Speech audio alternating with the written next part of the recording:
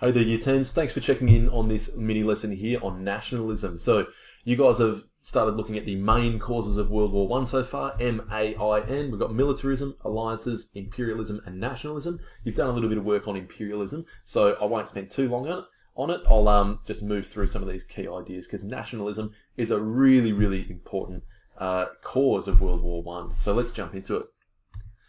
So, really quickly, you guys have already looked at a map like this for imperialism. This is what we call the Scramble for Africa.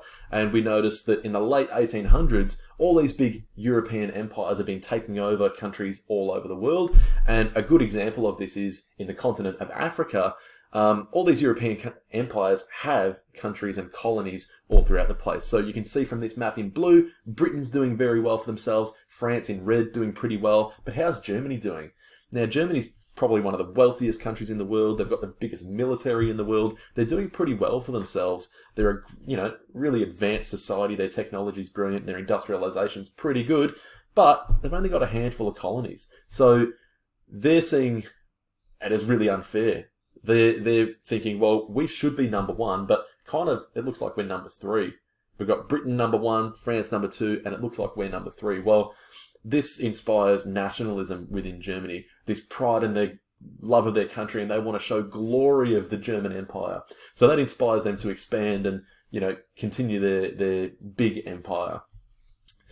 Now, a big focus of today will not just be on this idea of, German nationalism in terms of expanding. It'll be on a different version of nationalism, and that's actually fighting back against empires. So, for example, if you take a look at one of these countries here in Africa, for example, the Congo, well, they're saying, well, we don't want to be owned and controlled by another country or empire. We want to be our own thing. So nationalism is a movement or a fight for independence and freedoms for a country. They want to have self-control. They don't want their resources being, taken out of their country and sent back up, back to a European nation. Okay, so that's what we're talking about when we look at nationalism. It's pride in one's country, but also the fight for independence and freedom and self-control of a country.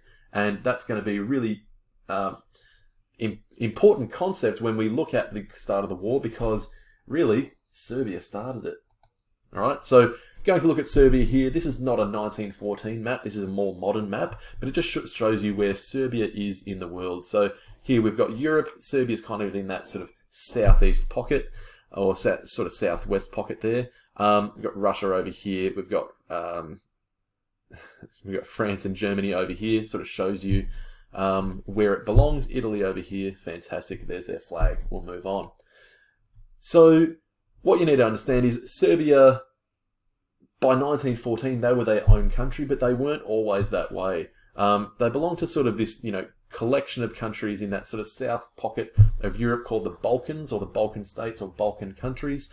And over time, these different countries were being controlled by different empires. Now, Serbia itself was controlled by the Ottoman Empire, or the Turkish Empire, became known later on, or whatever, by 1459. So they spent a good couple of hundred years being controlled by the Ottoman Empire. But by 1878, they freed themselves through a nationalist movement for independence and freedom, and they became their own country. So they were a nation once again. Well done, Serbia.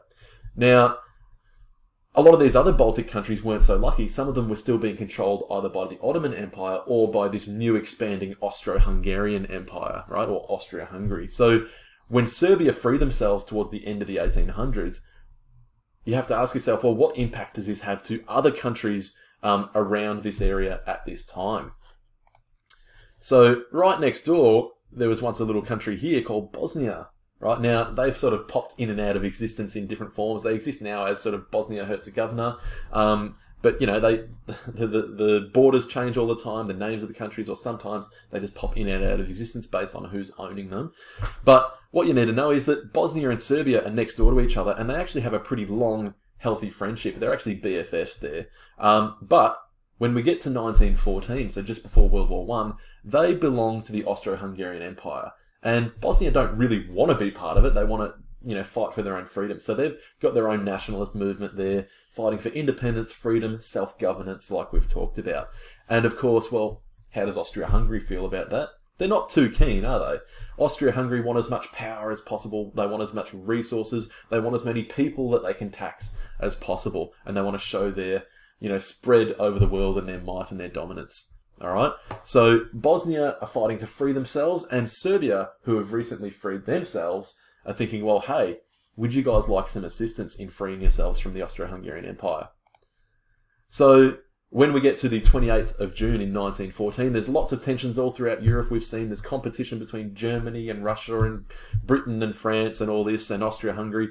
But the Archduke Franz Ferdinand, he's second in line to the throne, so that means when his dad dies, he will be in control of Austria-Hungary. He's a pretty cool, young, hip, modern guy. He's a bit of a hipster, and he kind of likes these ideas of independence and nationalism and freedom for countries. So he's willing to say, hey, look, I'm not in charge right now, but one day I will be, and I'm willing to listen to arguments about freeing Bosnia, right? Not making any promise, but, I've got an open mind. However, to send their message, the Bosnian Serb nationalists, so these people in Bosnia who consider themselves loyal to Serbia and freedom and nationalism, organise themselves into a sort of terrorist organisation called the Black Hand, and they assassinate the Archduke Franz Ferdinand. So he's travelling on a bit of a tour throughout the Austro-Hungarian Empire, pulls up in the capital here, Sarajevo, and after a couple of failed attempts at throwing bombs at the car, they take a bit of a bad turn and wind up in front of this fella, Gavrilo Princip, and he shoots the Archduke and his pregnant wife. Tragically, of course, everyone dies. But you might be wondering, well, how does a little squabble between Austria-Hungary, Bosnia, and Serbia, these three countries or empires, if you like, how does a squabble between these three become a worldwide catastrophe? How does the push for nationalism in one country become a world war? And it comes from, I guess, understanding these alliances which you've looked at. So, of course, Serbia is going to be blamed for the assassination. It was their weapons being sent from Serbia to Bosnia. They were helping fight for independence for Bosnia, so they're going to get the blame for it. Austria don't like Serbia because they're, kind of their enemy at this time. But if Austria have to retaliate and respond and, maybe attack Serbia, the problem is Serbia's got some big friends. Serbia's best friend is actually Russia over here. And Russia and Austria-Hungary do not get along. And they definitely don't get along with Germany. So it goes a little bit like this, if you can follow my mouse. If Austria-Hungary attacks Serbia, Serbia's backed up by Russia. And if Russia then attack Austria-Hungary, well, then they're backed up by Germany, right? But if Germany attacks Russia, then they have to deal with Russia's friend France on the other side there. Now, when we get to the beginning of the war, Germany actually tried to invade France going through Belgium, but Belgium's protected by Britain, so that's how Britain's in the war. And because at the time Australia and Britain had a very close relationship, because Britain were in the war, so are Australia. So you might have always wondered to yourself, well, how's a little squabble in Europe made people in Australia travel all across the world to fight in a world war? It's because of these close alliances, these close relationships. But at the end of the day, it comes from this nationalist movement from Serbia and Bosnia fighting back against the Austro-Hungarian Empire and fighting for their freedom, fighting for their independence. All right, so it seems really complex, but it's, at the end of the day, it's a matter of empires expanding and trying to control everything, and little nations fighting back and kicking in and saying, no, we're actually going to be our own thing, and having strong alliances to back them up when they do so. So there you have it. There's nationalism, there's Serbia, and how they were able to spark this powder keg. They were able to ignite this big explosion and turn, some European tensions into a global world war. We were waiting for that final issue to break the camel's back. So there you go. Hope you guys enjoyed, and I hope you have a crack at some of these activities. Enjoy. Thanks.